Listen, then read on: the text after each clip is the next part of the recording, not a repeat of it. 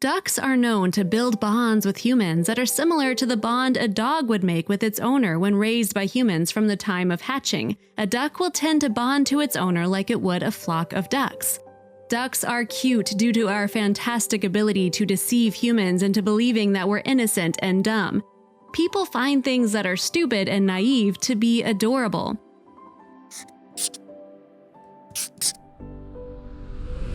It gives them a sense of superiority and makes them believe that there is no current threat, a feeling they enjoy. But in reality, the blindness to the actual danger of a simple duck will be the downfall of humanity itself.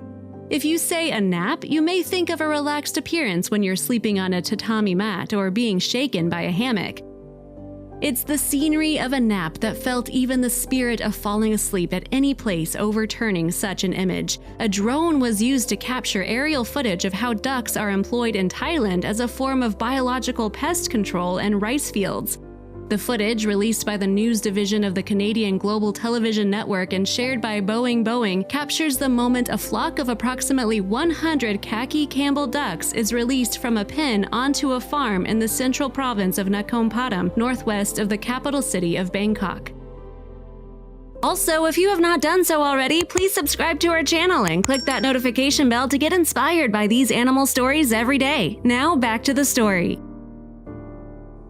The ducks swarm across the 15-acre rice farm where they'll spend a week consuming rice hulls left behind after the harvest and cleaning the field of pests. They help eat golden apple snails and remains of unwanted rice husks that drop into the field from the last harvest, rice farmer Pranks Payat said in the video. The ducks also step on the rice stubble to flatten the ground and make it easier to plow. The golden apple snail, native to South America, has become one of the most destructive invasive species in the world, consuming native aquatic vegetation and devastating rice crops worldwide, from the United States to the Philippines.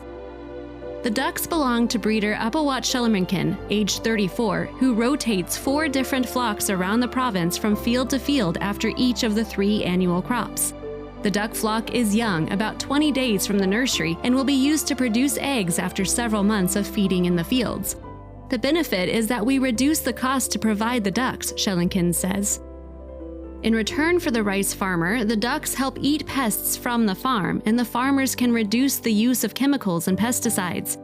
The khaki Campbell ducks and Shellermankin's flock originated from a breed developed by British poultry keeper Adele Campbell and introduced in one named for their color and resemblance to British Army uniforms. Campbell created the khaki Campbell by crossbreeding rowan and mallard domestic ducks with the Indian runner breed, which became popular among European breeders after their importation from Indonesia, not India, at the end of the 19th century. The khaki Campbell ducks are prized for their prolific egg-laying. Heavily reliant on tourism, Thailand's economy has been hit hard by COVID travel restrictions, while rice and sugar production has suffered due to a devastating drought earlier this year, the worst the country has experienced in 4 decades, according to the Bangkok Post.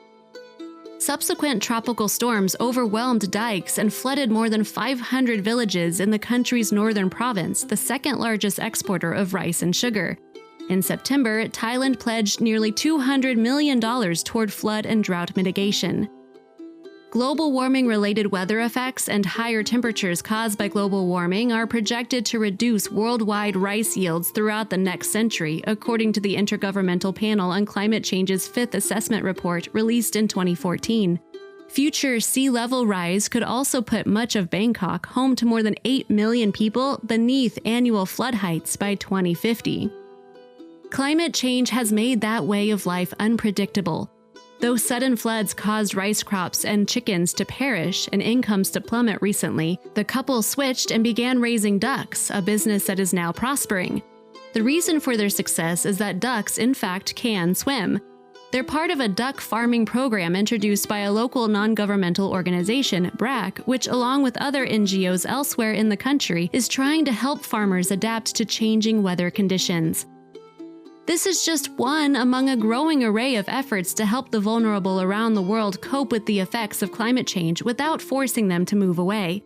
The Internal Displacement Monitoring Center, a Switzerland-based NGO, says 17.2 million people were displaced worldwide last year because of fast and slow onset climate-related disasters. If you liked the video, please give it a thumbs up and consider sharing it with your friends and family. Thanks again, and we'll see you in the next one.